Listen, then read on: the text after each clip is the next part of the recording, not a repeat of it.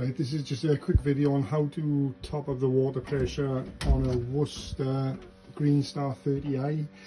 Basically the pressure gauge there, as you can see, is on 0. So all we need to do is to go underneath, locate the blue fill-in valve, and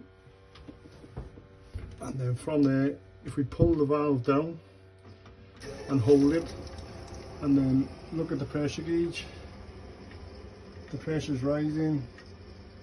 I'm going to take it up to about 1.2,